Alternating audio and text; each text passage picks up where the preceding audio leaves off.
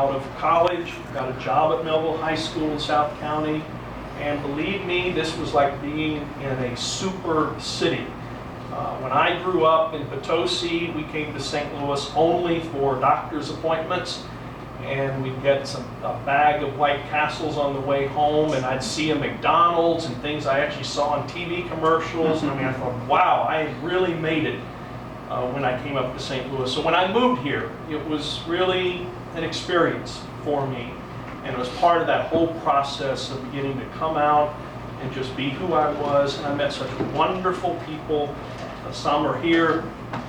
So I'm thankful to St. Louis, and I'm thankful that you have this community center now. I think it's so important that you've got a place, a contact point where you can get information, where people on the outside who might need information have a place to contact. So thank you for all that you do here, Colin and Stephen and Ian and Leon and everyone. It's just really fantastic.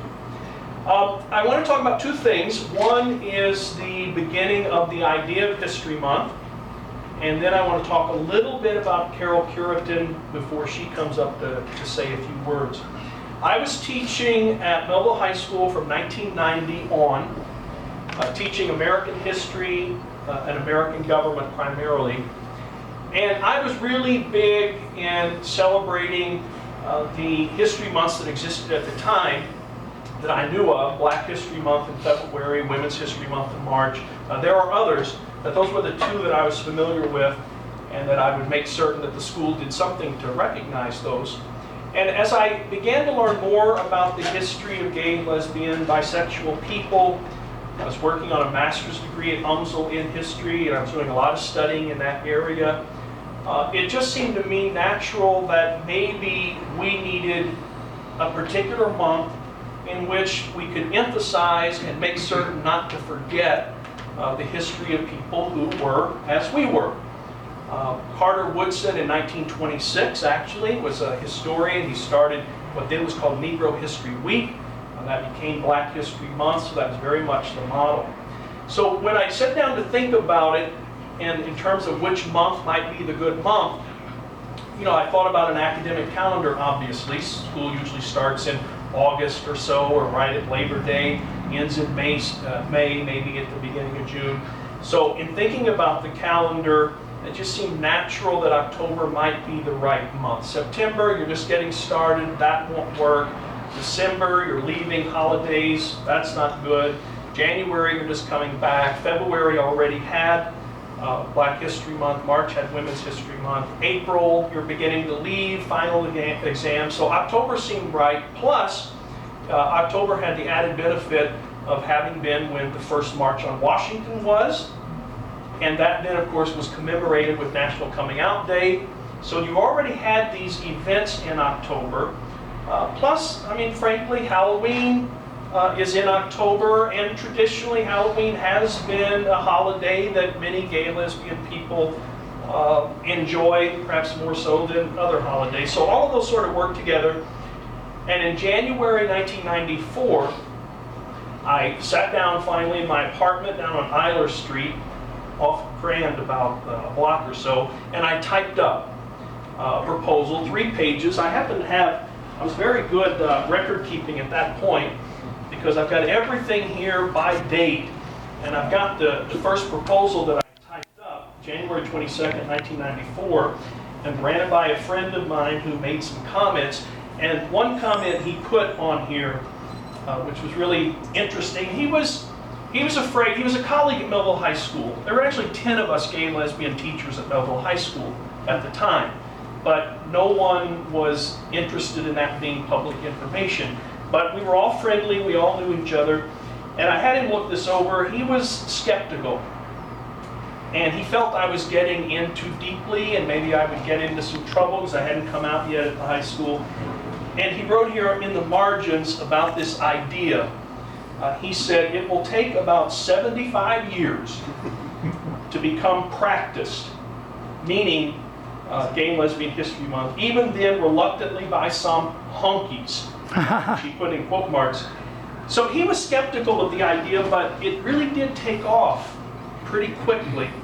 I simply typed up what I thought would be a good idea and then sent it to several national gay and lesbian organizations, including San Francisco Gay and Lesbian History Society, the Center for Gay and Lesbian Studies at CUNY in New York, the Human Rights Campaign Fund, the Lesbian History Education Foundation, National Gay and Lesbian Task Force, GLAAD, and others. I just sent it to them and said, hey, can we do this? Can we just say from now on, October is Lesbian and Gay History Month? The first response I got back, which I have to tell you just thrilled me, was from Barton Duberman. You might be familiar with that name. He's written quite a bit of books. He's, I think, 83 or so now. But he was the first person to actually get back to me on February 3rd. You see, I saved it here. You know, a handwritten note saying he loved the idea, but he didn't have any time. His center didn't have any time. So if I had the energy, fine. Then I heard back from GLAAD, heard back from a few others, and they all said, yeah, it's a good idea, but we don't have any time, we don't have any money, we don't have any resources. So with that, I decided that I needed to form my own committee of people who could be involved in it. I recruited a friend from college, got in touch with the Gerberhardt Gay and Lesbian Archive in Chicago, and the president of it at the time, he got involved. I got involved with Kevin Jennings, who started GLSEN, the teacher network for gay and lesbian teachers. Recently, he was President Obama's, he was in the Department of Education, Assistant Secretary of Education for safety and drug-free schools. So I got in contact with him, because at the time we were also starting the first GLSEN chapter outside of Boston, here in St. Louis. So he got involved on the coordinating committee, and we just began to publicize. We put a little flyer together, sent it out to all of the colleges that we could think of, all of the institutions, and said, do something for October. Listed several things that could be done. Bill just reminded me, he was involved that very first year in helping me put on a film festival at UMSL in October 1994. So now we're here, 19th annual Lesbian and Gay History Month. I see lots of colleges and universities especially, some high schools as well, who do things for October the way they do things in February, or do things in March, or do things for Hispanic Heritage Month, which is September 15 to October 15.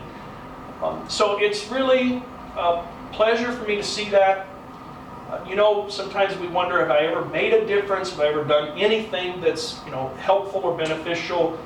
And that's one thing I can point to that I feel is helpful. That it's something I am leaving behind whenever I go, that will still be part of gay and lesbian community and in part of the larger community. Also in 1994, that was the year I came out of my high school in March of 1994, in part because this was taking off and I knew this would be public. So I felt, you know, I need to do the coming out thing, be done with that and move on. But also I was working on this paper, which I knew was going to be published in Gateway Heritage. This is the first bit of gay history they'd ever published, the Missouri Historical Society, in Gateway Heritage.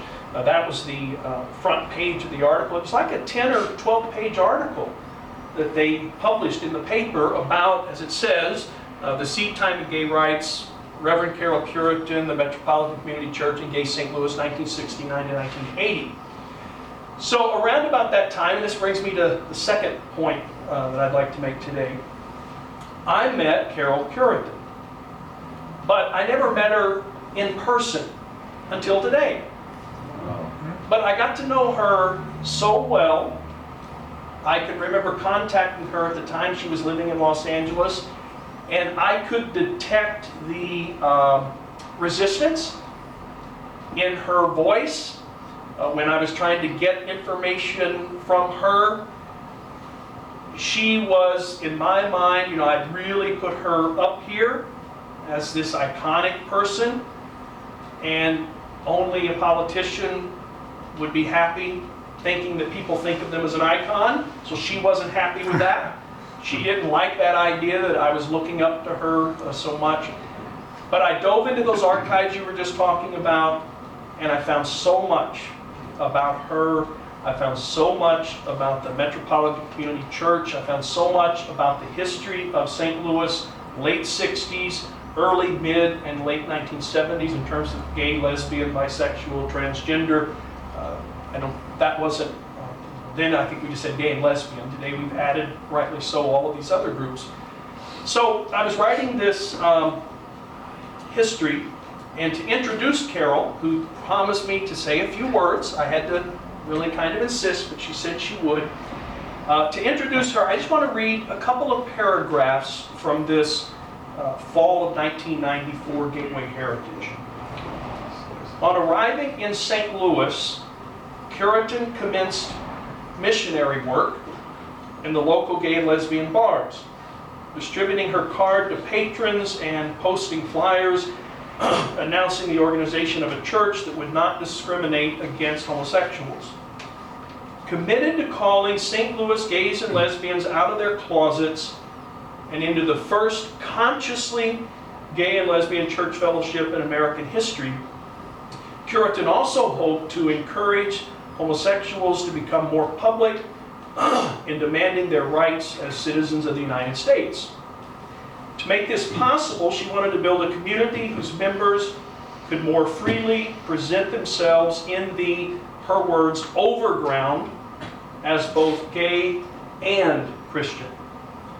Cureton also approached area churches in search of a meeting place after several churches refused her the use of their sanctuaries. The Berea Presbyterian Church at 3010 Olive Street, a racially integrated church with progressive leadership, approved her request to hold services there.